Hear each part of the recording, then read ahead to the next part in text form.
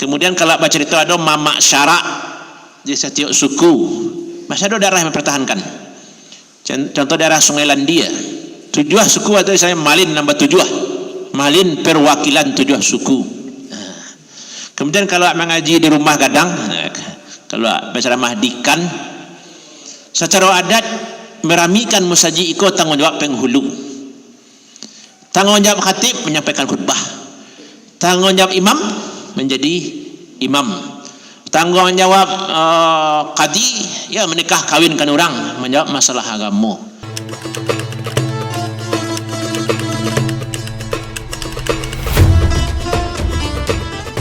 Jadi memang di akhir makalah sudah kita sampaikan tadi ya. Yang jelas hidupnya masjid itu sangat-sangat tergantung dengan dukungan berjamaah, dukungan masyarakat. Dulu masjid itu hidup karena memang dukungan masyarakat. Karena ada buku-buku lama itu menceritakan bahwa orang balik nagari seperti tadi mantai kambing, mangkik pengurus, kan inisiatif masyarakat.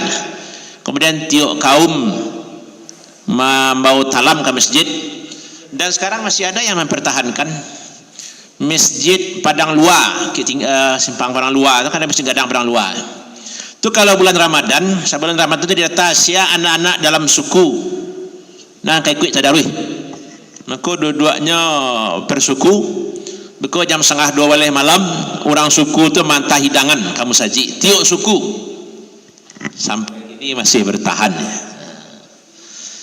Kemudian kalau baca itu ada mamak syarak di setiap suku, masih ada daerah yang mempertahankan. Contoh daerah Sungai Landia, tujuh suku atau saya Malin nambah tujuh, Malin perwakilan tujuh suku. Kemudian kalau mengaji di rumah gadang, kalau berceramah dikan, secara adat meramikan musaji ikut tanggung jawab penghulu, tanggung jawab khatib menyampaikan khutbah, tanggung jawab imam menjadi imam, tanggung jawab qadi ya menikah kawinkan orang, menjawab masalah agama. Tapi membawa orang kamu saji itu tugasnya penghulu. Itu kalau mengaji secara adat ya, dalam literatur adat seperti itu.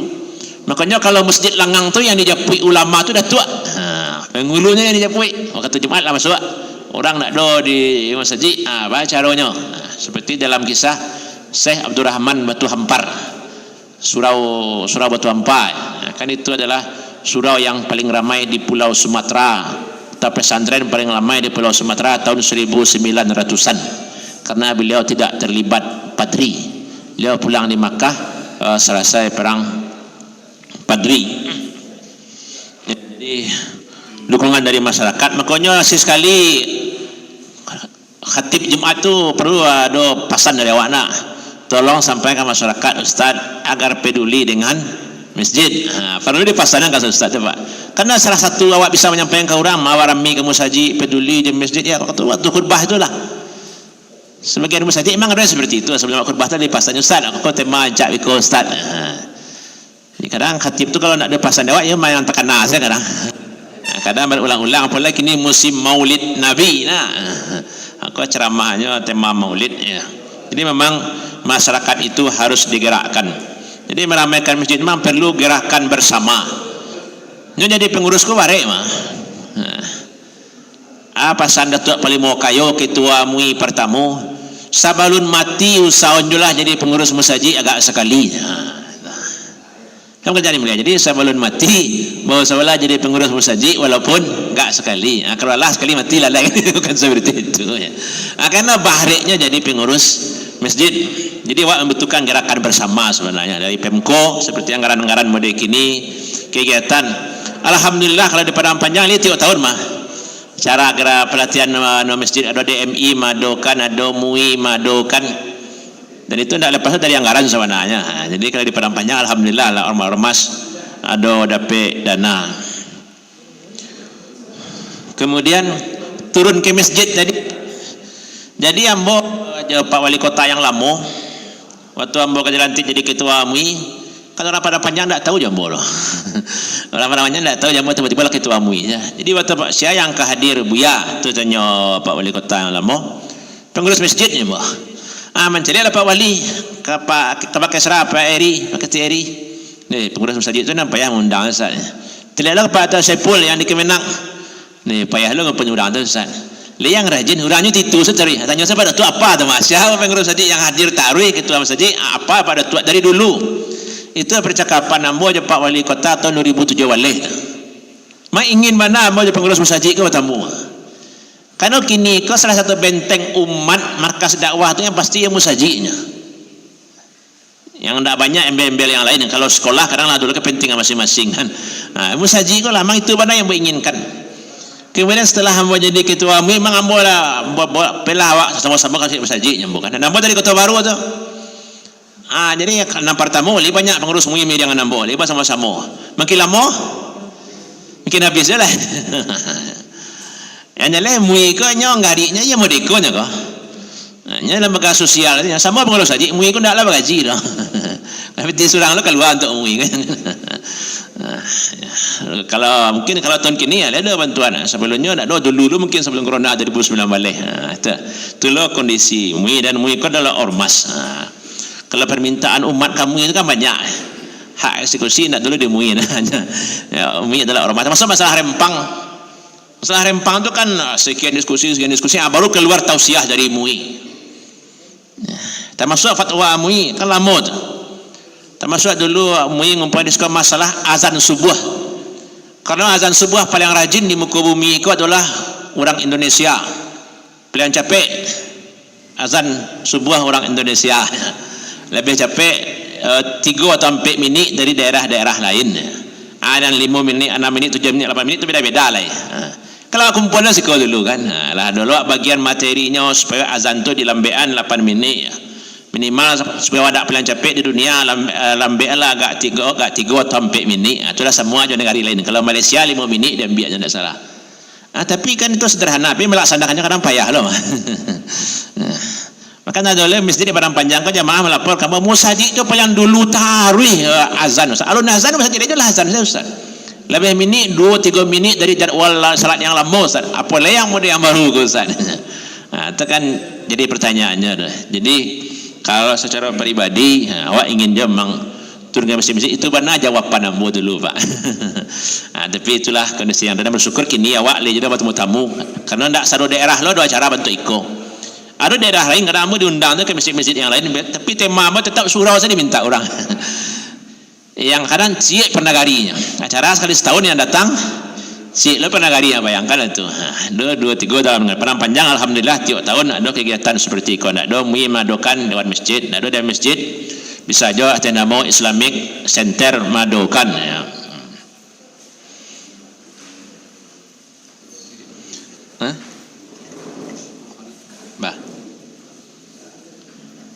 istilah. Kemudian masalah sertifikasi dai itu sudah Pak, itu sulamud banyak menentang, banyak lo berang, banyak lo yang setuju. Awak jujur-jujur sekini seperti langkahnya orang alim tadi. Termasuk berceramah Ramadan. Jadi sekian yang berceramah Ramadan tu bara orang yang berkitab, itulah pertanyaannya nak. Mungkin tak sampai seperti go. Bara orang yang lebih berkitab ustaz yang ceramah tu. Termasuk Pak Bukhari yang nanti akan jadi narasumber. Tapi memang ada berapa cerita lah tu. Ada perhatian ulama lah saya sumber ditanya bara yang punya Sahih Bukhari yang kita kurang. Jadi memang banyak PR umat. PR umat itu banyak tapi insyaallah secara bertahap bansuan awak mengerajukan PR itu. Salah satunya dengan acara kawak pengurus masjid semakin bersemangat. Idealnya masjid itu tidak akan pernah awak capai. Cuma yang bisa lakukan berusaha dan berusaha. Bahas supaya masjid banyak kegiatan. Ya, pendanaan masjid tidak masalah ya. Kalau awak tiru lah masjid Ustaz Ade kan susah lah tu. Atau waktu dibanding di wakarian balo kacaranya musajid awak butang kan tak bisa. Jadi beda masjid beda masalah. Jadi tidak bisa disamakan dok. Di wakarian hilang sandal orang hilang motor orang bisa diganti kalau dia awak. Mau diambil masjid Kota Baru lah 5 tahun berhutang 400 juta. Baru ambil lunas tidak mau orang bantu. Kita komite tidak mau lembek anggaran untuk masjid lah. Padahal hasil masjid Kota Baru jalan banyak ustaz lahir. Itulah realita. Beda masjid, beda masalah. Yang jalan ikulah perjuangan awak, sabar awak. Upek puji orang tu sabar awak. Yang bisa perbaiki. Yang jalan untuk meramikan balik ke surau. berbagai usaha harus awak lakukan untuk meramikan, membanyakkan kegiatan sekolah perjuangan awak. Hadirin rahimakumullah, karena waktu telah habis ya, mungkin awak cukupkan sampai di siko ya.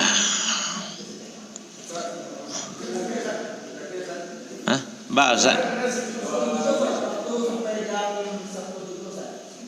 tambah apa? Oh, lagi tambahan. Lagi tambahnya, kok habis 10 tadi.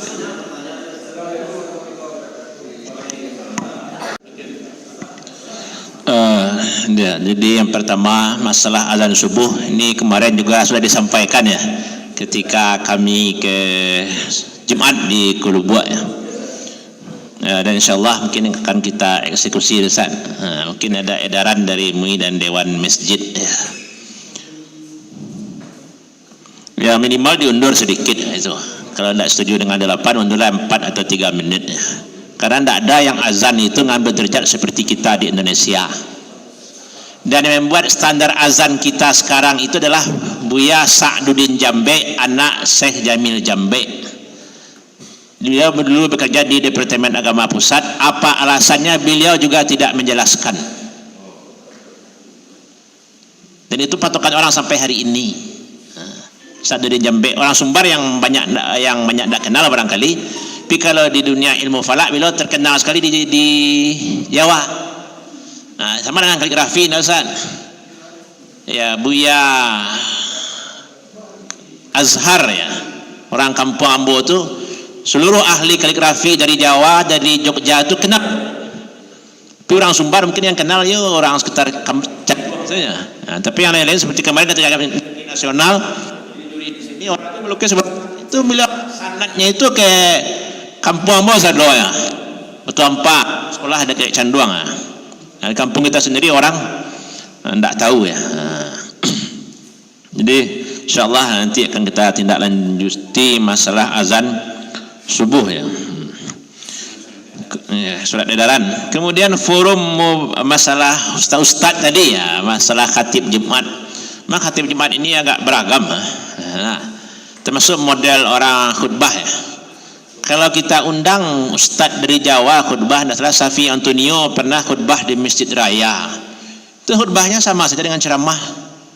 Bedanya ada doa saja terakhirnya.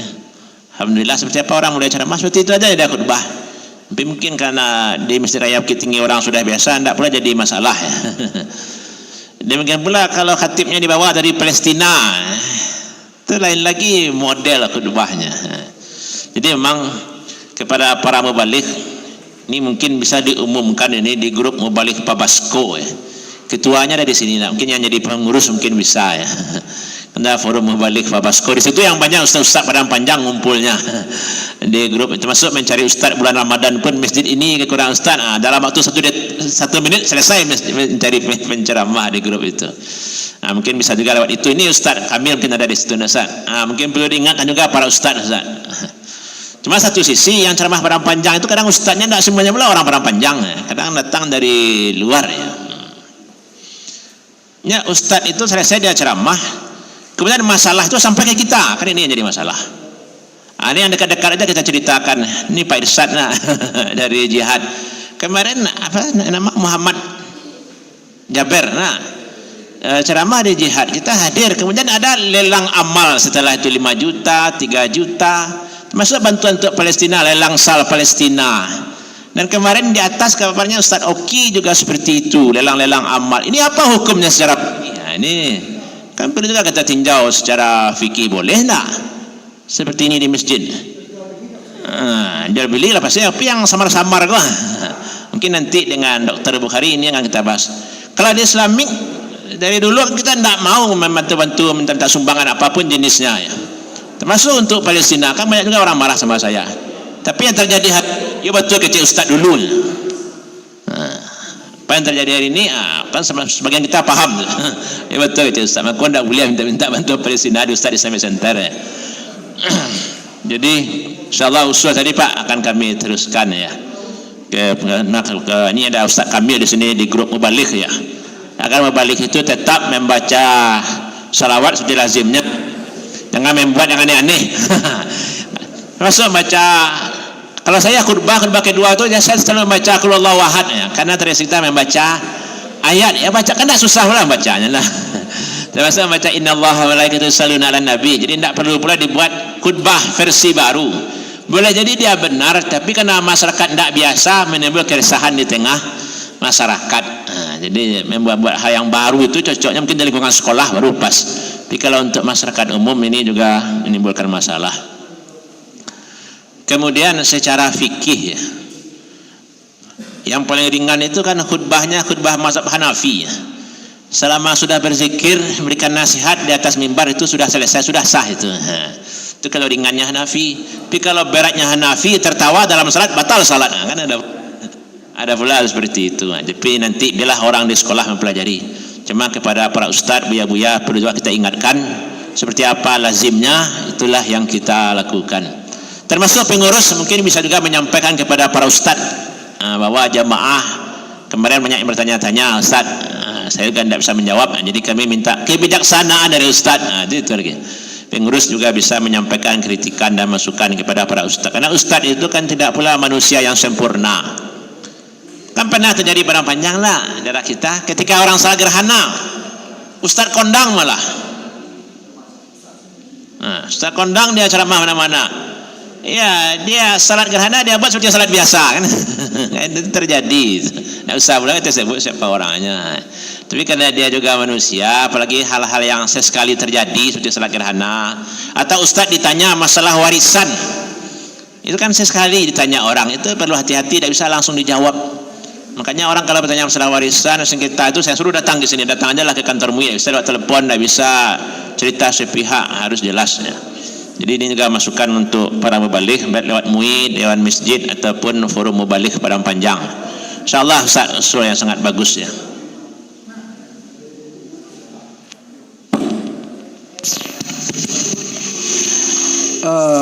Baik. Ya, terima kasih atas pertanyaannya. Cuma ada pertanyaan ini memang bukan wewenang MUI, cuma kita bisa memberikan pengarahan. Kemudian masalah pendirian masjid ini wewenangnya di Kemenang, Pemko dan FKUB ya. Tidak ada keterlibatan MUI di situ. Kemudian penetapan hari raya ini juga tidak wewenang MUI ya. Ini diserahkan kepada kepala daerah masing-masing. Ya, cuma memang masjid di Padang Panjang hari ini telah 55. Mungkin sebentar lagi 56. Pengalaman kita di Agam ya, karena kita banyak di situ, ketika Pak Indra Chatri tidak mau memberikan izin pendirian masjid, banyak orang marah kepada beliau. Pak Kapilah macam-macam tuduhan orang ke beliau. Alasan bila di masjid lah banyak mana dikit situ. Masalah lah dulu. Jadi memang dilema juga kepada pemerintah daerah dan Kemenak kadang-kadang melarang orang mendirikan masjid, melarang orang mendirikan musala ya. Kemudian mungkin yang bisa kita lakukan ya, kalau resminya nanti itu Kemenak, KUB dan Pemko yang memberikan izin itu. Harapan kita tentu kepada para donatur ya, orang yang punya niat mendirikan masjid memang perlu dipertimbangkan sekali apakah dibutuhkan masjid atau tidak. Kita khawatir nanti semua orang kaya buat musala di rumahnya. Itu kan mana itu? Semua orang kaya buat musala di rumahnya. Akhirnya musala makin habis. Sama dengan dilema pondok tahfiz, setiap orang kaya buat pondok tahfiz, akhirnya mati TPA kampung. Setelah itu orang punya pondok tahfiz itu yang dulu kaya akhirnya miskin. Tutup pula pondok tahfiznya. Yang TPG kampung juga sudah mati. Akhirnya mati dua-duanya. Yang orang kaya sudah miskin, dia lagi yang ketika dia berdiri dulu yang diambil orang kampung yang mati. Maka di sini para donatur, orang dermawan itu perlu cerdas juga berwakaf. Perlu cerdas berwakaf. Kadang dia nyelok, dia kalau jualan jak mah orang baik musajid masa dihalangi lah. Orang baik musala masa dihalangi. Orang baik pondok tahfiz masa dihalangi. Ya, itu ambo sendirilah cok dikritik orang. Bukan acak mengkritik kadang. Orang perempuan betih untuk tahfiz, ngumpulan Quran untuk mentawai. Ya, 2 kali kawan ambo mubazir Quran mentawai itu ustaz kirim kemari ada Quran lah banyak, itu contohnya. Bijaksana dalam berwakaf. Ya, pendirian masjid mungkin dari Ya, Kemenak nanti mungkin Ustaz Ade besok ada nanti materi Ustaz Ade nak. Bila kan ketua FKUB, beliau paham itu. Izin-izin pendirian masjid musalla ini bagaimana sebenarnya. SKB ya ada patokannya. Mungkin Ustaz Ade bisa menjelaskan nanti. Kemudian masalah pengurus abadi di masjid. Nah, ini kan muncul di berbagai daerah ini. SKB masalah apa? Pengurus abadi. Satu sisi orang banyak mengkritik pengurus masjid, bapak saya pengurus dah lama. Satu sisi pas rapat pengurus yang lain pun dah hadir kan itu. Yang mengkritik itu dah amuh jadi pengurus. Memang dilema ini. Jadi kadang pernah saya bertanya pada seseorang orang kayu daerahnya, kok DBM saja baru Pak? Ambo orang Siko Ustaz. Lah sekian puluh tahun jadi jamaah. Tapi usul ambo dah pernah masuk jadi pengurus. Ambo buat salah cik lainnya. Kan itu. Ini tu. Alah sekian puluh tahun ambo dia ada ustaz kan di musajid ambo dah boleh ceramah dah kan. Nah, ini kan alasan orang buat masjid itu banyak. Kadang karena perasaan. Jadi memang dibutuhkan kefakihan di sini. Memang harus hati-hati kita. Nah, berarti kalau pengurus-pengurus yang senior itu juga harus menyiapkan kadar siapa jadi pengurus. Jangan awak saya taruh ini tu.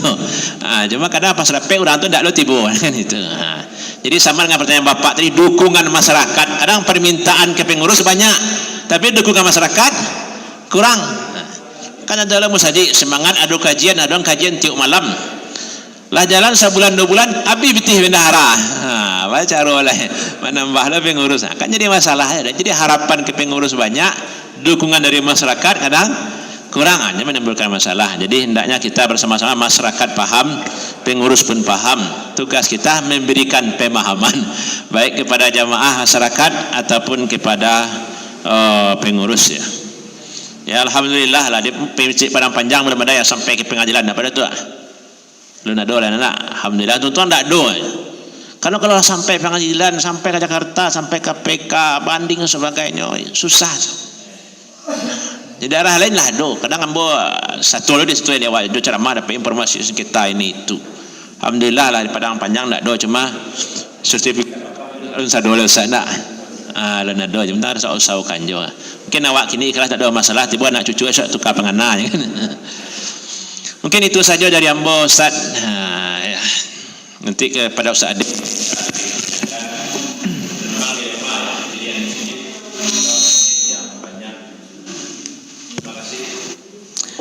Bapak Ibu peserta yang berbahagia, sekarang waktu kita jam 10.18.